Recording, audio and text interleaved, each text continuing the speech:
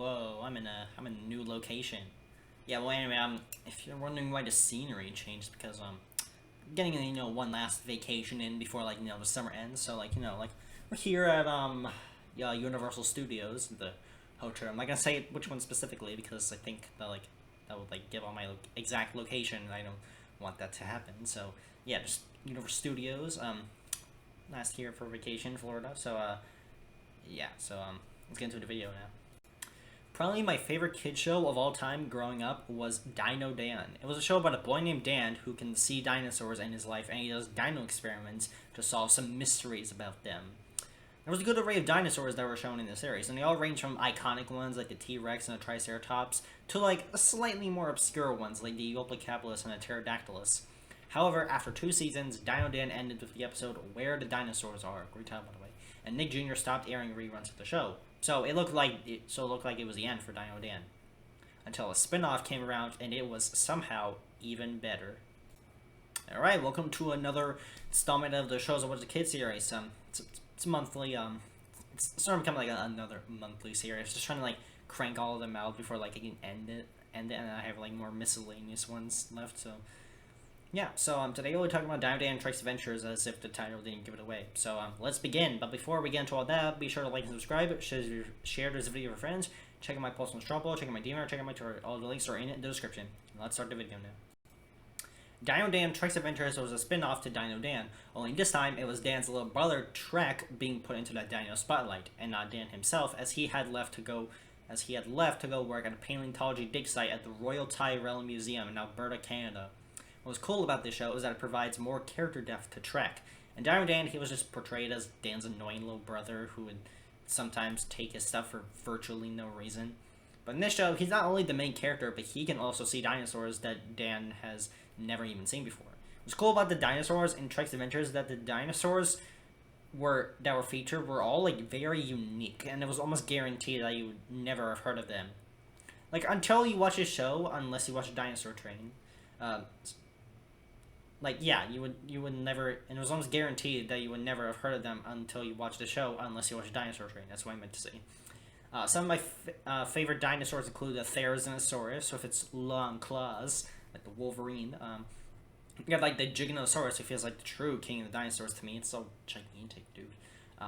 The Amargasaurus, the new sauropod introduced. Cosmoceratops, definitely the most detailed dinosaur in the show by far. Look at it and say it's incredible. And the Microraptor, the smallest dinosaur in the show, I believe, and will become a pretty big staple going forward in the spin-off Dino Dino. I'm not gonna talk about that show. It's because I have a lot to talk about and not much of it is positive. Yeah, so like Dino Dan, the dinosaurs are filmed in I think CGI animation. And let me tell you, the new dinosaurs look absolutely amazing with their designs. The Therizinosaurus had a color scheme of red and white with a few spots. The Giganosaurus are made of darker colors like gray, silver, and black. The Amargasaurus has some teal green with red and orange sails on its back. And also, Trek also did some pretty groundbreaking stuff by introducing the concept of prehistoric marine reptiles with the appearance of the Archelon, the Plesiosaur, and the Dinosuchus. I think the new dinosaurs and prehistoric animals introduced in Trek's Adventures may be my favorite selection of dinosaurs out of every installment of the Dino Dan franchise. The designs of these dinosaurs are also really good that they make me consider the idea that those designs are possibly what the dinosaurs officially looked in prehistoric times.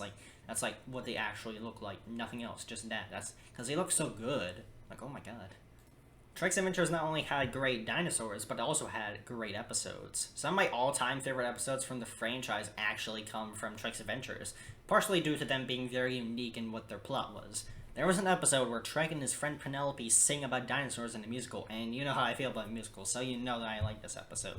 It's actually really good on its own, because it's not only a musical episode where they're singing about dinosaurs, but it's also because the song is really nice.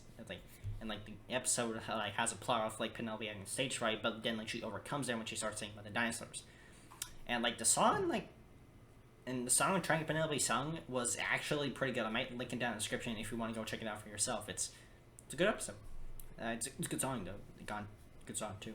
There's also an episode where Trek made friends with Robert Irwin, the son of Steve Irwin, rest in peace my brother, after Robert visited his school in the foreign exchange program, and they found they found the Ozraptor, who took like the bone of, took a dinosaur bone that Robert brought to show the class.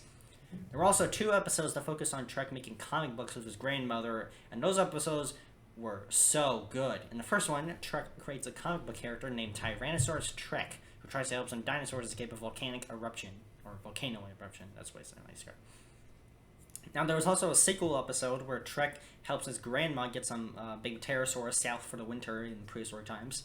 The thing that makes these 2 episodes great is that it's not just Trek creating a comic book. It also shows like the animation of the panels as like an actual cartoon.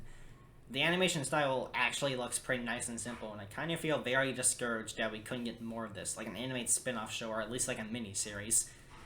Dino tried to do that like in an episode called Face Your Fearosaurus, but even then the animation doesn't look exactly how it was before, and I'm like, that makes me sad, because I want to see more of this. Like, come on, like. But I guess those episodes are still good on their own, and they're very unique compared to others. That's what makes them so great. They stand out, and it's amazing. So I only have 2 problems with Trek's Adventures, but the thing is that one isn't really such a big deal, and the other is, just a thought, not really a problem, so to speak.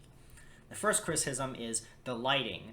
Now, let me provide some context. In the first Dino Dan, the lighting was pretty solid. I keep trying to say lightning when I'm trying to say lightning. I don't know. I think I might.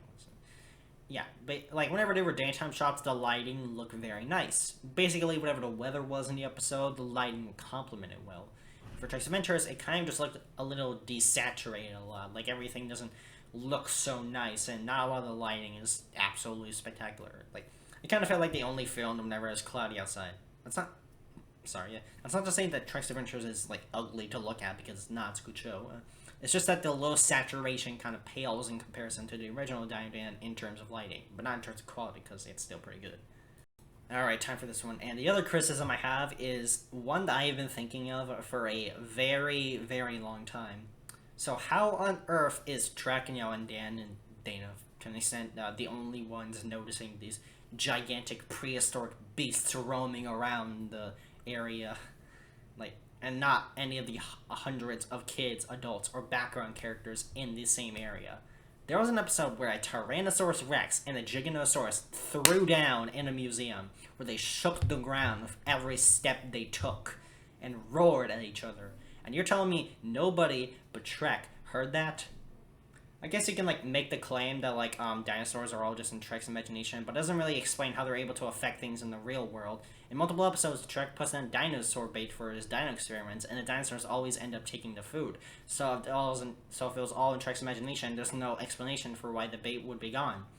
I guess the reason for this is to make Trek feel like a special one who has the power to interact with dinosaurs when others can't. Or it could just be that the scenes are filmed on a set of real-life people just doing their own thing, and they probably didn't get the memo that they should act like a dinosaur is right in front of them. I guess that makes sense, but it kind of hurts my head to think about it. So in conclusion, Dino Dan Trek's Adventures is a great show.